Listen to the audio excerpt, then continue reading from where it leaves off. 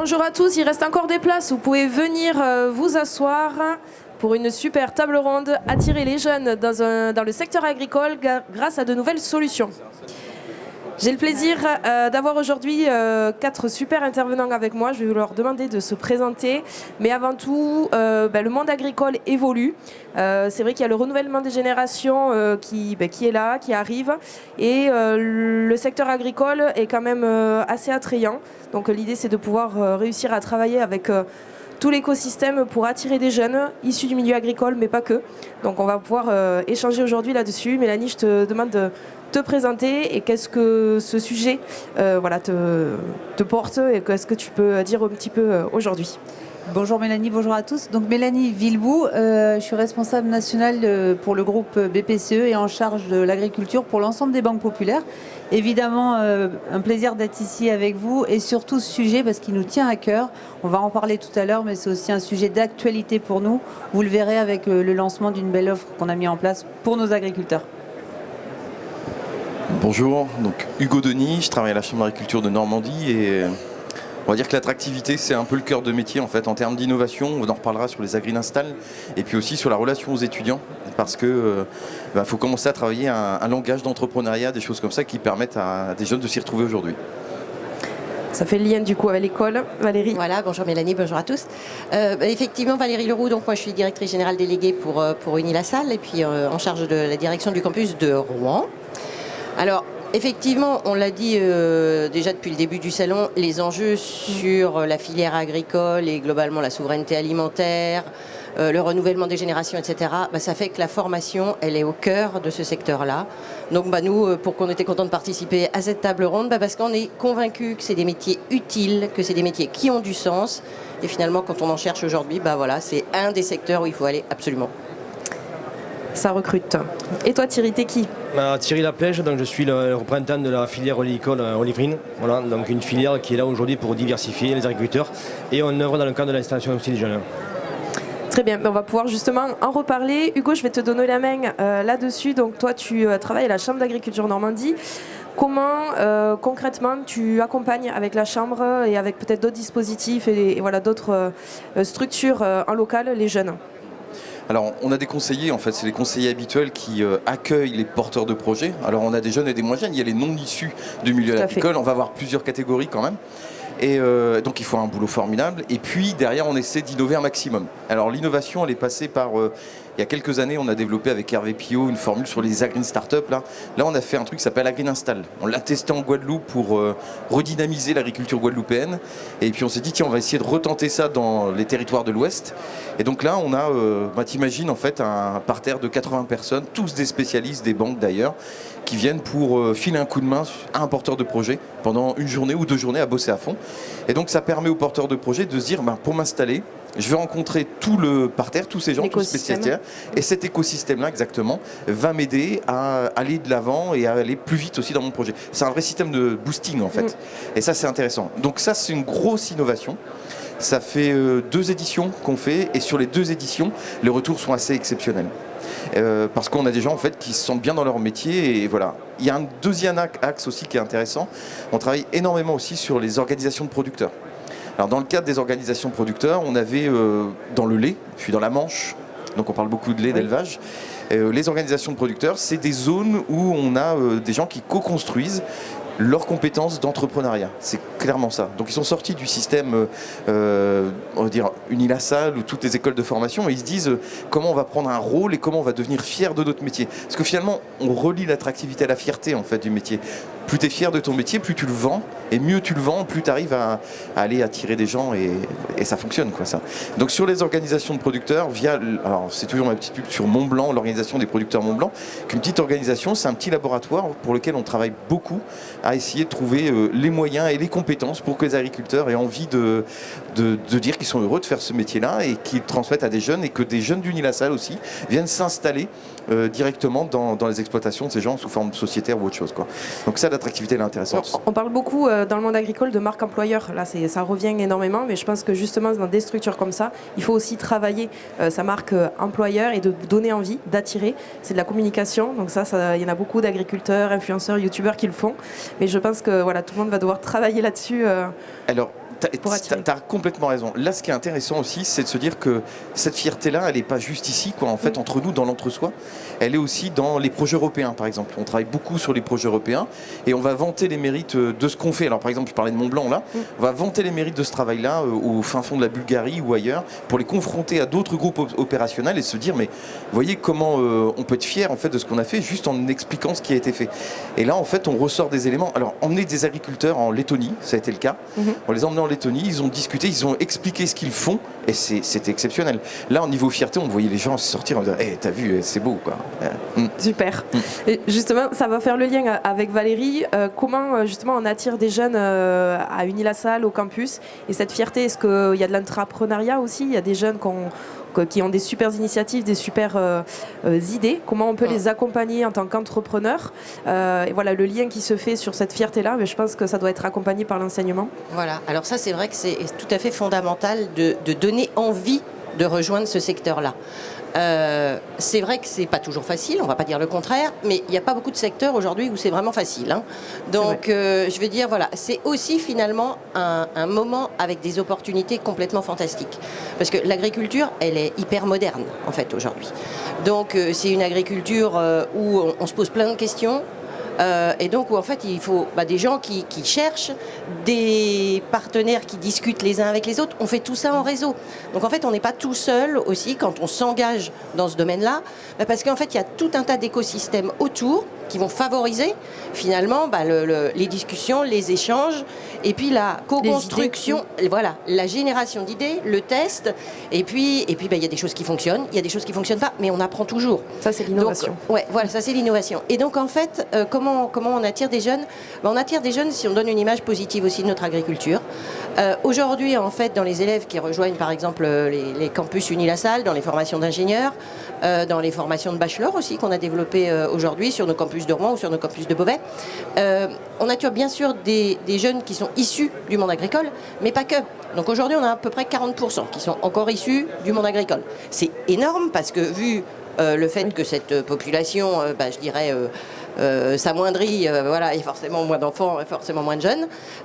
Néanmoins, ça veut dire qu'il y a aussi 60% qui ne sont pas issus de ce monde-là et qui peuvent tout à fait trouver des métiers passionnants.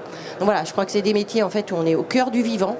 On est au cœur des enjeux de nourrir notre population, de la nourrir mieux, de la nourrir en quantité, en qualité, de l'adapter et puis de créer sur nos territoires, de répondre aux enjeux à la fois de la transition alimentaire mais de la transition énergétique. Donc en fait on est aussi sur des innovations. En fait l'agriculteur aujourd'hui il répond à plein de choses et puis il y a autour des services qui sont là pour tout un tas de partenaires qui sont là pour faire en sorte que l'agriculture France soit rayonnante, quoi, voilà. Et donc, de plus en plus, et surtout les nouvelles générations, voilà, ceux qui ont 20 ans, sont vraiment sur des envies de métiers à impact. Ça, voilà. On le parle beaucoup, oui. Impact, RSE, environnement. Ouais. Donc je pense que de plus en plus, il y en a qui vont se rapprocher, qui font attention à ce qu'ils mangent, voilà, qui s'en intéressent. Le local, le circuit court. Le Covid, je pense, a aidé un petit peu quand même là-dessus, à se rapprocher du monde agricole et à s'intéresser. Donc ça doit aussi donner envie à de venir s'intéresser au monde agricole. C'est sûr que ça donne envie. Alors pour tout ça, en fait, il faut aussi mettre les étudiants en situation pratique. Oui. Donc en fait, pour nous, ce qui vient très vite, c'est les labos, les plateformes, les activités communes, les jeux là dont on parlait, les hackathons, etc. Tout ce qui peut être stimulation. Ludique et... En fait, voilà, par le jeu, en fait, on apprend beaucoup, on apprend souvent mieux par le jeu. Et donc, en fait, ça veut dire aussi, pour nous, changer nos pratiques pédagogiques et aller très vite sur le terrain, très vite dans les mises en situation. Et on parlait tout à l'heure de l'entrepreneuriat, de l'intrapreneuriat. C'est vraiment à Unilassal une caractéristique forte. Allez, je vais le dire, on avait été distingué par le ministère de l'Agriculture en 2023 comme l'école vraiment en pointe sur ce sujet-là. Donc, on en est quand même fiers. On a aujourd'hui délabellisé dans notre pôle entrepreneuriat, on en a allé à peu près une 50aine. Et puis en fait, c'est aussi un état d'esprit qu'on veut cultiver chez tous nos étudiants. Parce qu'on peut être entrepreneur, mais on peut être intrapreneur. Et tout cela où on est, dans nos métiers, dans nos secteurs, voilà, on doit aller s'engager dans un petit projet, dans un plus grand projet, monter son entreprise si on le souhaite à un moment. Mais voilà, on doit donner cette énergie et ensemble travailler pour que on relève un peu tous ces challenges.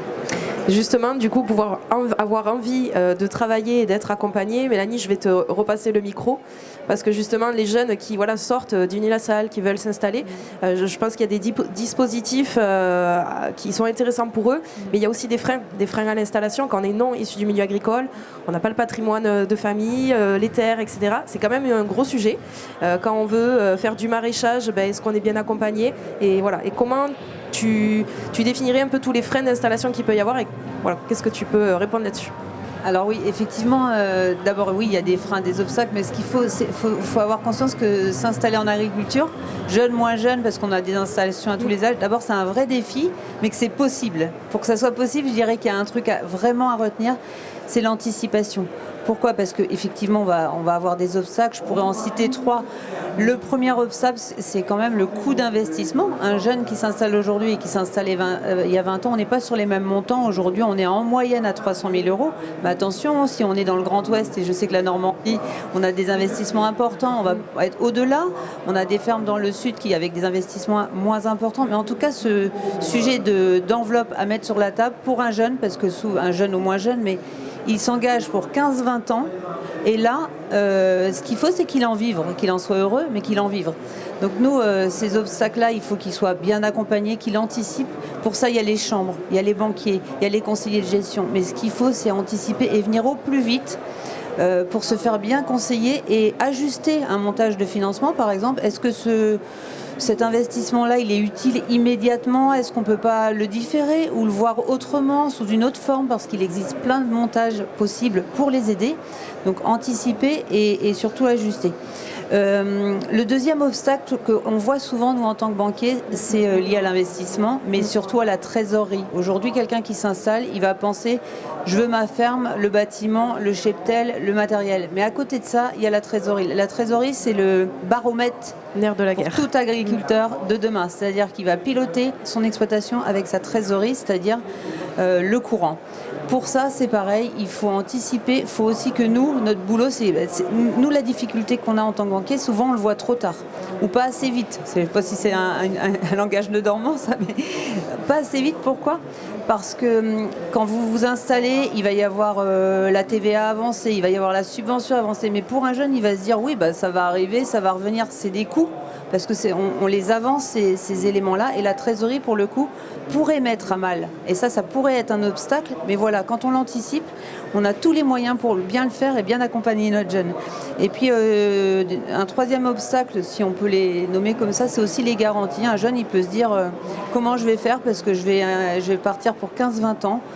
J'ai pas de garantie parce que moi je suis jeune et que j'ai pas les moyens d'avoir ou potentiellement quelqu'un qui m'appuie. Il faut savoir aussi qu'il faut qu'ils viennent nous voir parce qu'on a des dispositifs régionaux qui sont là pour les installer, qui sont faits souvent portés par les régions ou par l'État aussi. On a l'INAF qui était une enveloppe qui vient contre-garantir 80% du financement pour les jeunes, 0 € pour l'agriculteur.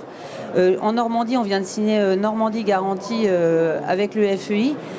Si on est en Normandie, 80% contre garantie 0 € pour le jeune qui s'installe. Ça existe en Aura, ça existe par exemple en Occitanie avec Foster.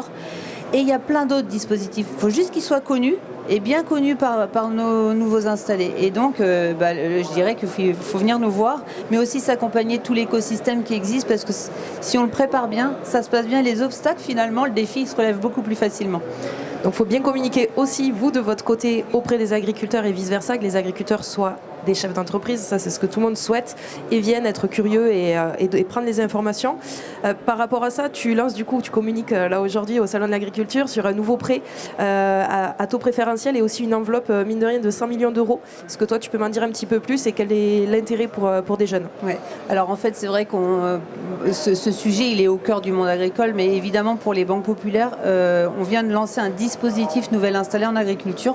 C'est une enveloppe de 100 millions d'euros. Alors oui, et il est appuyé en fait d'un prêt intéressant à 1,90. Ce qu'il faut retenir, c'est pas ça. C'est un dispositif ultra simple. Il n'y a aucune petite ligne à côté. C'est-à-dire qu'il n'y a pas le taux qui va être revu au bout d'un an parce qu'on va demander des justificatifs. Il va venir s'appuyer aussi cette offre nationale, parce que c'est la première fois qu'on l'a fait, de tous les dispositifs régionaux de nos banques populaires régionales qui ont souvent, elles aussi, en fait des dispositifs encore plus attrayants, donc ça vient compléter. Ça veut dire que je suis dans le Grand Est, la Banque Populaire là-bas offre une enveloppe à 0%, ce qui est possible.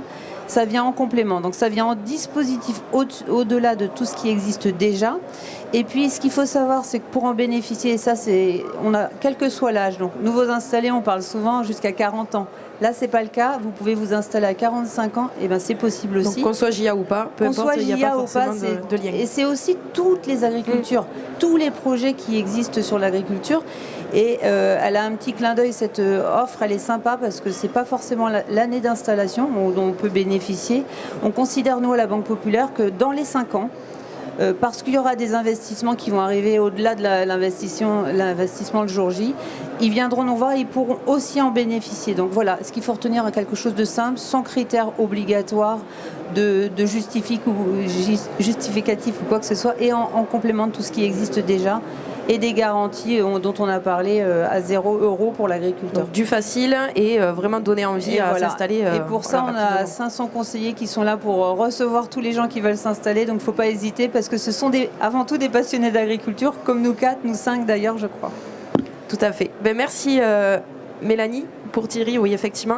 Thierry, ça peut être bien, c'est justement ce prêt pour toi, ce que tu fais donc avec Olive Green, le côté jeune, justement, installation. Est-ce que tu peux nous en dire un petit peu plus? Alors déjà, on a effectivement créé la filière à Mont-Aval, on a regroupé tout l'écosystème qui aujourd'hui réunit finalement tous les acteurs qui ont déjà parlé, nos partenaires. Donc aujourd'hui, on a axé sur le revenu agriculteur, la diversification, apporter un réel revenu. Deuxièmement, il a fallu qu'on ait une phase de dérisquage, c'est-à-dire d'avoir une contractualisation avec des partenaires nationaux pour la vente du produit sur le long terme. Et après ça, on a eu les banques qui ont été réceptives à notre projet. Donc BPCE qui a été la première à nous suivre. Aujourd'hui, il y en a 4 banques qui nous suivent. Par rapport à ça, on a les chambres d'agriculture aujourd'hui avec qui on a commencé le boulot sur le terrain, qui sont le premier, je vais dire, maillon de recevoir les jeunes. Donc nous, on amène cette diversification, on amène un projet, on amène une filière à Mont-Aval pilotée par Laval. Et donc voilà, on regroupe tout cet univers-là. On amène le paquet complet, je vais dire, aux jeunes qui veulent s'installer. On les amène surtout une sécurisation. Voilà. Aujourd'hui, tout l'écosystème qui est représenté ici, c'est d'amener cette sécurisation, le revenu sur le long terme, mais surtout que le jeune aujourd'hui, dans l'attractivité, ne soit pas, je vais dire, laissé tout seul. On l'accompagne avec tous nos partenaires. Donc il est vraiment dans un cocon, vraiment pour arriver dans son milieu de vie, aujourd'hui, où c'est qu'il peut s'épanouir complètement sur sa ferme. Voilà. Et justement, aujourd'hui, les fermes de demain, en tout cas de comment on les imagine, comment on les pense, ça va être vraiment de la diversification de culture, d'activités, de ne pas mettre ses œufs dans le même panier. Et en tant que chef d'entreprise, justement, la diversification avec l'olivier, avec le réchauffement climatique, avec tout ce qui se passe en France, c'est des choses qui sont intéressantes. Alors, la diversification est hyper importante, mais dans un contexte de filière et de sécurisation. Voilà. Ce qui est d'important aujourd'hui, c'est d'arriver à sécuriser un revenu sur le très long terme, on va dire. Donc nous, on apporte une contractualisation sur 15 ans parce qu'en face, on a des partenaires sur la grande distribution et tout qui le permettent. Qui s'engagent. Donc en fait, par rapport, à la loi Egalim et la contractualisation, on a réussi le job, mais réussir avec tous les partenaires qui sont là autour de la table. Et je vais dire que dans cet écosystème-là, on a gagné. Bon, le collectif, on revient à co-farming, de faire ensemble en réseau. Justement, pour parler un peu solutions positives, quelles sont, selon vous, les solutions concrètes qui pourraient faire évoluer le monde agricole, les jeunes? On parle souvent aussi de l'éducation, d'aller chercher des jeunes dès le collège, le lycée, hors agricole. Qu'est-ce que vous pensez du coup de ce sujet-là? Est-ce qu'il y a des choses qui sont mises en place? Vous pouvez prendre le micro, là c'est un petit peu plus libre. Je vais peut-être rebondir. En fait, là, on a une grosse initiative parce que cet enjeu de l'attractivité et de faire connaître nos métiers, il est majeur. Il est majeur pour tous les partenaires qui sont là, mais ça veut dire que ça commence à l'école. Et en fait, du coup, là, on a signé hier en fait, une très belle initiative appuyée par le ministère de l'Agriculture, soutenue dans le cadre des programmes France 2030 sur attractivité agro. Donc en fait, ça veut dire que tous ensemble, l'ensemble de l'enseignement sup, et puis des lycées et des collèges, et puis on essaye d'aller jusqu'à l'école primaire, c'est comment on fait pour donner une image réaliste de ce qu'est l'agriculture aujourd'hui. Et pas l'image d'Épinal que parfois on a, parce qu'on est aussi dans des zones très urbanisées aujourd'hui. Or, on le dit tous, mais il n'y a pas que ceux qui sont issus du monde agricole qui peuvent rejoindre le monde agricole, bien au contraire. Donc en fait, il faut qu'on aille à la rencontre et il faut qu'on donne des beaux exemples de belles réussites et qu'on montre qu'en fait, c'est vraiment des écosystèmes qui travaillent autour. Il y a plein de métiers et j'ai envie de dire que oui, si finalement en fait on sait ce qu'on veut faire, c'est chouette. Et si on ne sait pas ce qu'on veut faire, je pense que c'est un secteur juste génial parce qu'on va forcément trouver quelque chose qui va nous plaire. On va faire ses études et on va trouver quelque chose. Voilà. Après, dans les éléments intéressants et en lien avec le co-farming aussi, on peut regarder aussi les dynamiques créées par des agriculteurs pour eux-mêmes faciliter l'installation. Donc vous avez, par exemple, dans les projets co-farming, il y a Gaston. Donc Gaston, c'est quand même l'histoire d'un agriculteur qui à un moment se dit c'est un peu compliqué, comment je pourrais simplifier les choses, et qui rentre dans un processus de création, d'innovation pour aboutir à quelque chose d'utile en fait. Et ça, c'est des éléments qui sont intéressants. Gaston, en fait. Pour ceux qui ne connaissent pas, c'est le droit rural juridique digitalisé, beaucoup plus facile et abordable pour les agriculteurs. Voilà, c'est ça. Et donc ils ont l'écoute de ces agriculteurs qui ont eux-mêmes la volonté de développer, simplifier les choses pour rendre le métier attractif, c'est formidable. C'est assez formidable. Beaucoup d'innovations viennent du terrain finalement. Oui, en fait, on a souvent, même nous, dans nos adhérents, c'est aussi des agriculteurs qui sont confrontés à une problématique et qui se disent allez, on y va. Et on a des choses à proposer pour rendre plus attractif ce monde agricole. Mélanie, là-dessus, tu as peut-être quelque chose à ajouter. Rendre plus attractif, moi ça me parle évidemment. On a quelque chose, tu veux quelque chose de très concret. Je dirais que tu le connais bien au co-farming aussi, c'est notre prix de la dynamique agricole. C'est un prix qui existe depuis plus de 30 ans, qui met juste en valeur le métier de nos agriculteurs. On ne parle pas de banque là, on parle de la valorisation de ce qu'ils font, des belles histoires, que c'est pas toujours facile, mais que derrière ils prennent plaisir. Et souvent et tout le temps, on voit des agriculteurs qui sont passionnés à travers ces belles images parce qu'on leur fait un film. Et je vous invite, pour ceux qui ne le connaissent pas, à les regarder. Et ça donne en fait vraiment du positif parce qu'on a toujours des très beaux sourires.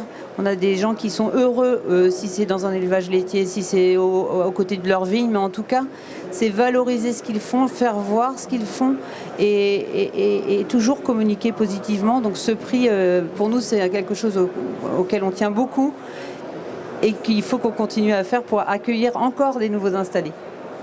On est sur la bonne voie. Thierry, là-dessus, l'agriculture de demain, selon toi, c'est quoi? Est-ce que c'est une agriculture plus technique, plus connectée, plus diversifiée? Le côté double actif, on en parle beaucoup aussi. De réussir à avoir un métier, de se dire demain, on peut travailler 35-40 heures dans le monde agricole, on peut peut-être le faire 10 ans et puis revenir. Il y en a beaucoup qui changent un peu de parcours, des parcours inspirants. Est-ce que toi, il y en a que tu peux accompagner comme ça? Mais aujourd'hui, je vais dire que l'agriculture de demain, elle va être hyper connectée, hyper technique. Mais je vais dire aujourd'hui, on est une boîte à outils. Donc on peut s'adapter face au profil, à la personne. Donc voilà, on va avoir une évolution, on va avoir un écosystème d'évolution parce qu'aujourd'hui ce n'est pas que produire, c'est aussi produire de l'alimentaire, produire des énergies, produire du carbone. Voilà, donc on est sur tout cet écosystème-là. Voilà, donc pour moi, l'agriculture va évoluer, bien évidemment, et doit se réinventer en permanence. Voilà. Donc on est dans une évolution aujourd'hui. On voit que les pratiques qui ont été aujourd'hui sont en train d'évoluer par rapport au climat, par rapport à tout. Donc il faut rester dans la même dynamique d'évolution et pas s'arrêter parce que quand on s'arrête, effectivement, c'est des filières qui s'effondrent. Donc aujourd'hui, c'est vraiment une diversification importante et je vais dire sécuriser la base par rapport à ça et ne pas avoir peur d'aller vers cet avenir-là. Donc se faire accompagner, se faire aider, se faire conseiller. On est chef d'entreprise, mais avant tout, on ne peut pas tout connaître, pas tout savoir. Donc c'est super important d'avoir des partenaires autour de soi. Donc bien s'entourer, je pense que ça c'est intéressant. Et juste pour un petit mot, c'est vraiment d'apporter des exemples concrets. Je vois qu'ici, avec nos partenaires, ça a été. Nous, l'exemple concret aujourd'hui, c'est vraiment qu'on a commencé à planter des oliviers qui vont produire. Donc en fait, si on veut que les jeunes aujourd'hui arrivent et les moins jeunes, bien évidemment, on a des doubles actifs. Donc c'est vraiment d'apporter les vrais exemples. Voilà, donc du concret. Et puis tu redynamises les territoires aussi, parce que finalement tu vas réouvrir des moulins qui n'existaient pas forcément pour le côté huile d'olive. Donc tu vas recréer aussi de l'emploi. Enfin voilà, il y a du dynamisme territoire qui est intéressant. On amène un écosystème, on amène une nouvelle industrie qui aujourd'hui était, je vais dire, marginalisée, vraiment sur des spécificités. On va ouvrir un écosystème complet de l'agriculteur jusqu'au consommateur. Et donc on crée de l'emploi effectivement, mais on recrée surtout une dynamique terrain qui était, à mon sens, sur un territoire perdu. On remet, je vais dire, des terrains agricoles qui étaient aujourd'hui en friche dans la culture. Voilà, donc on réadapte les territoires et on réinvente nos territoires. Super pertinent pour une agriculture plus durable. Mais si on doit conclure sur cette table ronde, quel serait le petit conseil que vous donneriez à un jeune qui a envie de s'installer par rapport à vos profils et vos expériences? Je crois que c'est l'anticipation. L'anticipation, absolument, et bien s'entourer de tout l'écosystème. Parce qu'ils ont la chance en agriculture d'avoir cet écosystème qui existe. Donc soyons acteurs les uns comme les autres à leur côté. On va dire dans la diversité de l'agriculture, en fait, il y a besoin de gens qui osent, mais toujours de la même façon, les pieds sur terre, avec un système de co-construction qui tient la route dans un écosystème qui est viable. Alors tout à fait d'accord avec ce qui vient d'être dit précédemment. Alors moi je dirais, mais allez chercher des modèles inspirants, quoi. Et il y en a plein. Il y a plein de belles réussites. Il y en a plein dans co-farming. Donc voilà. Et dites-vous que c'est possible aussi pour vous, quoi. Alors moi, avec ma casquette un petit peu entrepreneur, je vais dire osez, n'ayez pas peur d'entreprendre, et je vais dire qu'il y a quand même des écosystèmes qui sont là pour vous sécuriser. Donc voilà, osez. Donc du coup, c'est anticiper, oser, être curieux aussi finalement, des fois aller hors France, regarder ce qui se passe et puis réintégrer des modèles qui marchent très bien ailleurs et oser être différent des autres pour pouvoir être innovant. On remercie du coup nos chers intervenants sur ce sujet-là et que l'on continue à s'intéresser au monde agricole. Merci à vous.